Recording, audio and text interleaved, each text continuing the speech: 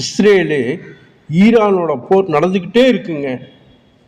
அந்த ஃபோட்டோக்களில் அந்த இஸ்ரேலில் அது எல்லாம் கட்டடங்காது இதெல்லாம் சிதறி கிடக்குது.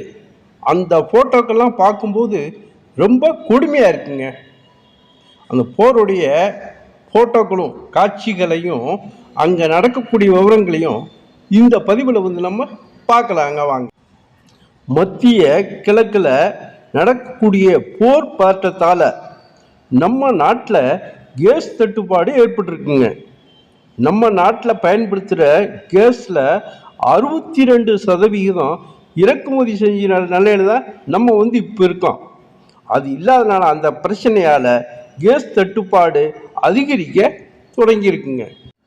இதனால் பிரதமர் அவசரமாக பெட்ரோலியத்துறை அமைச்சரையும் வெளியுறவுத்துறை அமைச்சரையும் கூப்பிட்டு ஆலோசனை பண்ணியிருக்காருங்க.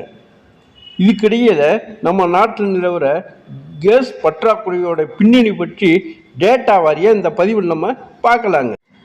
இஸ்ரேலு அமெரிக்காவோட தொடர் தாக்குதலால் ஈரான் தனது ஹார்முஸ் ஜலசந்தியை மூடிடுச்சுங்க.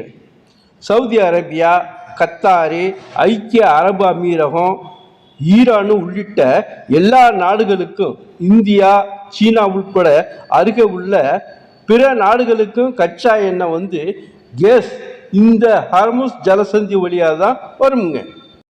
ஈரானு இந்த ஹார்முஸ் ஜலசந்தியை மூடி இருக்கிறதுனால நம்ம நாட்டில் கேஸ் தட்டுப்பாடு அதிகரிக்க தொடங்கியிருக்கு. நேர்த்தியை விட இன்னைக்கு பார்க்கும்போது நிலைமை ஒன்றும் மோசமாக இருக்குது.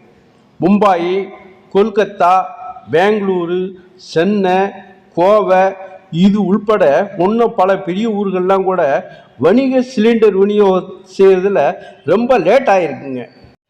இதனால தாங்க நம்ம பிரதமர் இந்த கேஸ் தட்டுப்பாடு பற்றி பேசுறதுக்காக மத்திய பெட்ரோலியத்துறை அமைச்சரையும் வெளியுறவுத்துறை அமைச்சரையும் கூப்பிட்டு ஆலோசனை பண்ணியிருக்காரு. மத்திய கிழக்கு பிராந்தியத்தில் நிலவர இந்த போர் சூழல் தாக்கத்தால் மக்களுக்கு தாமதம் இல்லாமல் பெட்ரோல், டீசல், கேஸ் விநியோகம் செய்யணும், அது தொடர்பான ஆலோசனையை மேற்கொண்டிருக்காருங்க. வேறு நாடுகளிலிருந்து கேஸு, கச்சா எண்ணெய் வாங்கலாமா, அதுக்கு சாத்தியம் இருக்கா, இதை பற்றிலாம் அவங்க விவாதம் பண்ண போகிறாங்க. என்ன உற்பத்தி நிறைய நம்ம இங்கே இந்தியாவில் இருக்குங்கள்ல, இதெல்லாம் அதிகரிக்கும் மத்திய அரசு உத்தரவு போட்டிருக்குங்க. அதனால் இந்த ஆலோசனை ரொம்ப முக்கியமானதாக எல்லாரும் எதிர்பார்க்குறாங்க. உடனடியாக மத்திய அரசு இதுக்கு தீர்வு செய்யணுங்க. இல்லைன்னா வர்ற நாட்களில்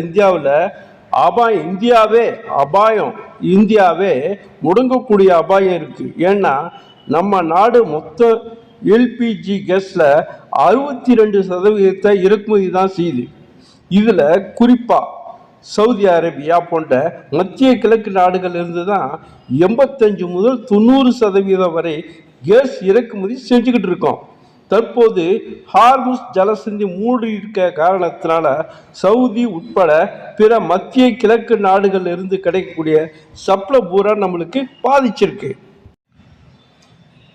முக்கிய நகரங்கள்லாம் முடங்கிடும் போல தெரியுதுங்க. இதனால பெங்களூரு, மும்பாய், சென்னை, கோவை, கல்கத்தா இது உட்பட இன்னும் பெரிய ஊர்களில் உள்ள எல்லா ஹோட்டல்களும் உணவு பட்டியல் எண்ணிக்கை குறைச்சிருக்காங்க. வர்ற நாட்களில் இந்த பிரச்சனைக்கு தீர்வு காணல, தொடர்ந்து பிரச்சனை ஏற்பட வாய்ப்பு இருந்துச்சு, ஹோட்டல்லாம் மூடிடுவாங்க. இப்போ சென்னையில் ஓலா, ஊப்பர், ஆட்டோ, காரு ஓட்டுநர்கள்லாம் எல்பிஜி கேஸ் ஓட்டுறவங்க இருக்காங்கல்ல, அவங்கெல்லாம் ரொம்ப பிரச்சனையில் இருக்கிறாங்க. அதனால் இதுக்கெல்லாம் உடனே தீர்வு காமிக்கணுங்க. அப்படி தீர்வு இவங்க எது ஏற்படுத்தலன்னு வச்சுக்கோங்க, வீட்டுக்கு சப்ளை பண்ணுற கேஸு கூட பிரச்சனை ஆகிடும்.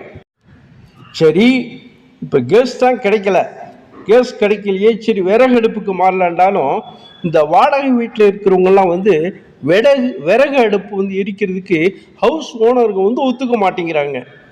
அது மட்டும் இல்லைங்க, இப்போ எல்லாம் விறகு அடுப்புக்கு மாறனால விறகோட விலையும் வந்து ஏற்றிட்டாங்க. முன்ன வந்துங்க ஒரு எடைங்கிறது வந்து 10 கிலோ. அந்த 10 கிலோ 120 ரூபா வித்துக்கிட்டு இருந்தது. இப்போ வந்து நேற்றுலாம் வந்து 180 ரூபா ஆயிடுச்சு. ஒன்றா அதிகமாக்குவாங்க. அது மட்டுமல்ல, சரி விறகடுப்பு எரிக்கிறதுக்கு அடுப்பு வேணும்ல, அந்த மண் அடுப்பு இருக்குங்களா, அந்த 2 உள்ள அந்த மண் அடுப்பு இருக்கு, அந்த அடுப்பு வந்துங்க 300 ரூபா வித்துக்கிட்டு இருந்தது. இப்போ வந்து அநியாயமாக 500 ரூபா சொல்கிறாங்களாம். இந்த போர் முடிவுக்கு வரணுங்க. அப்படி வராட்டி அமெரிக்கா வந்து அந்த ஹார்முஸ் ஜலசந்தியை வந்து கைப்பற்றி வர்த்தக கப்பல்கள்லாம் போகிற மாதிரி வர்ற மாதிரி வந்து ஏற்பாடு பண்ணோம். இல்லை இந்த கேஸு, இந்த பெட்ரோல் டீசலோட பிரச்சனையெல்லாம் வந்து குடிக்கிறது வந்து ரொம்ப கஷ்டங்க. நம்ம சேனலில் வந்து அந்த அலங்காரமான வார்த்தைகள்லாம் எதையுமே கொடுக்கறது இல்லைங்க. அதோட உண்மையானதை மட்டும்தான் பதிவு போடுறோம். அதனால் நம்ம சேனலை தொடர்ந்து பாருங்கள். தொடர்ந்து இதை பார்த்ததுக்கு நன்றிங்க.